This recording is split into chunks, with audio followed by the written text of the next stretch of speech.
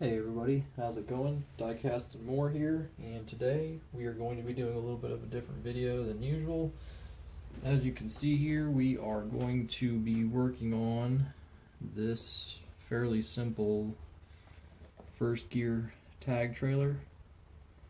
A lot of people have been commenting on the fact that it does not have any little D-rings on the side of it where you could hook on some chains or something like that. So this is going to be a little bit of a how-to, so to speak, on how to get that fixed, and I'll show you all how to do that. So with no further ado, we'll go ahead and get started with the video. Alright guys, so 2 or 3 things you're going to need. First up, I like to use just a little toothpick. It helps you to just take a little bit of super glue, just dab it right on the toothpick, and then you can just lightly touch it wherever you need to go, and it makes life a lot easier so that you don't put way too big of a glob in one spot. So I'll show you these real quick while I've got you here, assuming that we can even, it's going to be very hard for me to show you. I'll see if I can show it to you once it's up on the trailer. But anyways guys, so the first thing we're going to do, like I said, you're just going to take your not your Q-tip, you're going to take your toothpick or paper clip, whatever you might have. You really just very small amount of glue. Once you dab it on there, you have a minute or two to work with it. And the way I'm going to start from the back of the trailer and work my way up. So as you can see right there towards the back of the trailer, my hands are a little busy, but you can see there's that little light there, right there at the back of the trailer, and I'm going to put my little dab of glue pretty much right on point with that light. Now that I've done that, I'm going to take one of my little D-rings here, and I'm going to be sure to place it just ever so slightly on the glue. You want to make sure with these that you don't move it around too terribly much once you've already set it, because if you do, it's really going to affect the bond that the D-ring has with the trailer. So, and I know it's going to take a minute for it to zoom in there, but you can kind of see that one there is attached right next to the light. A little tiny bit closer to the light than I would have preferred, but there it is. And what I was going to do, I was going to skip 3, but since I'm going to put one here as well, it just makes a little bit more sense for me to count this way backwards. So I'm going to put one there and then one there. So it's going to be 1, 2, 3, and then 4. So we're going to go ahead and get the rest of those going. May or may not talk too terribly much during this, but I just wanted to, mix it up a little bit, do a couple of different videos for everybody. So I hope everybody enjoys me mixing it up a little bit like this for you.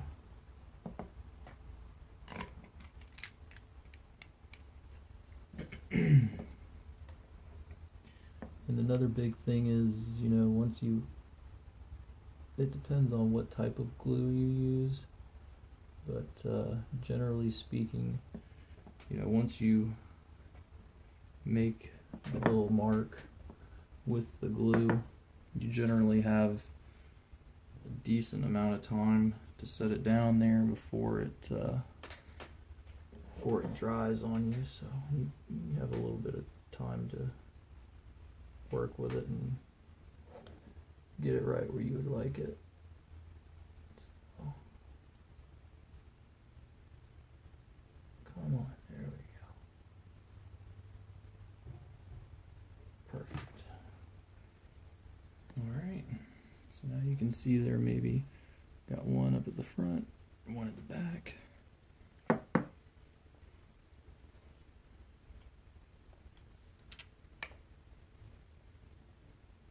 And like I said, guys, you really don't need that much glue. A dot is going to go a pretty good little ways with this.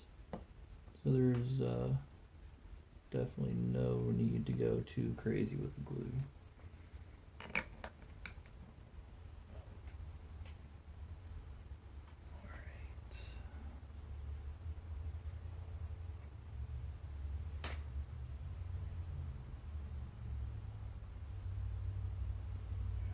And sometimes what people like to do is like set the piece right next to where the glue is going to be and then push it down into the glue. There's some different ways to go about it, but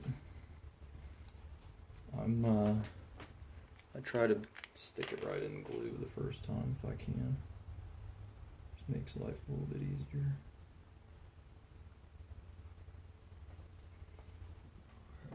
Last one for this side. Use the hair more. Okay. But yeah, guys, it's nothing too crazy to add some things to your models here and there. There's a lot of people that like to stress out over it and make it out to be a lot more than it is, but it's really not that big of a deal. So you just start messing around with it a little bit and getting the hang of it. It's really not too bad. So, all right. And I think now should hopefully, let's see, focus in there. Come on, let's see. Come on. I don't know what's going on here. There we go. So now hopefully you can see those 4 D-rings that are all hanging on there. And that's going to do it. I'll show you a little bit of what I'm talking about up close and personal here. Alright, so now I have the camera off the tripod. So as you can see there, we got some D-rings. And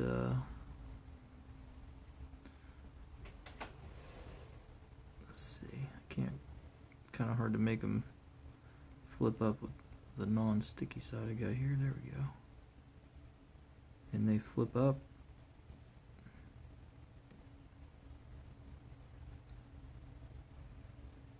Obviously I need to let them dry a little bit more before I start messing with them. I'm always doing that. I'm always messing with stuff before it dries, but you get an idea of what I'm talking about here now. But yeah, guys, so there's the small, quick little how-to on how to spruce up a model like that pretty quick and easy. These are basically, they're just little, it's gonna be really hard to get a good shot on it. But basically the best way to describe these is they're basically just like a tube with a piece of metal that's been bent inserted through them, and then they rotate around that. So that's that. I hope everybody enjoyed this little how-to video. If you have any questions or anything like that, just hit me up on here or on Instagram at diecast and more. And as always, please like, subscribe, and comment below, and we'll see y'all in the next video.